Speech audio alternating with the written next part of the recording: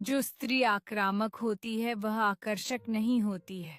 अगर कोई स्त्री तुम्हारे पीछे पड़ जाए और प्रेम का निवेदन करने लगे तो तुम घबरा जाओगे, तुम भागोगे, क्योंकि वह स्त्री पुरुष जैसा व्यवहार कर रही है, स्त्रैण नहीं है।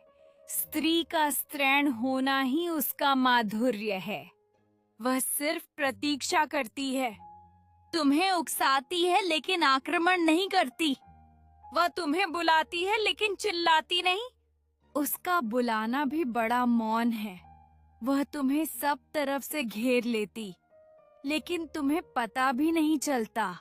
उसकी जंजीरें बहुत सूक्ष्म हैं, वे दिखाई भी नहीं पड़ती। वह बड़े पतले धागों से, सूक्ष्म धागों से तुम्हें सब तरफ से बांध लेती है, लेकिन उसका बंधन कहीं दिखाई भी नहीं पड़ता। स्त्री अपने को नीचे रखती है। लोग गलत सोचते हैं कि पुरुषों ने स्त्रियों को दासी बना लिया।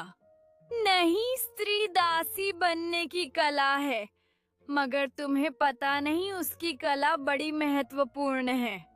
और लाओ त्से उसी कला का उद्घाटन कर रहा है। कोई पुरुष किसी स्त्री को दासी नहीं बनाता।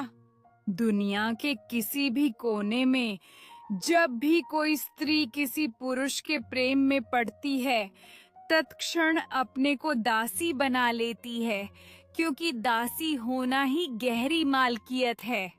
वह जीवन का राज समझती है। स्त्री अपने को नीचे रखती है, चरणों में रखती है। और तुमने देखा है कि जब भी कोई स्त्री अपने को तुम्हारे चरणों में रख देती है, तब अचानक तुम्हारे सिर पर ताज की तरह बैठ जाती है। रखती चरणों में है, पहुंच जाती है बहुत गहरे, बहुत ऊपर। तुम 24 घंटे उसी का चिंतन करने लगते हो।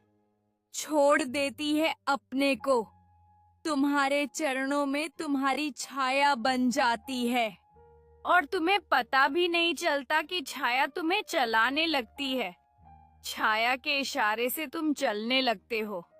स्त्री कभी यह भी नहीं कहती सीधा कि यह करो, लेकिन वह जो चाहती है करवा लेती है।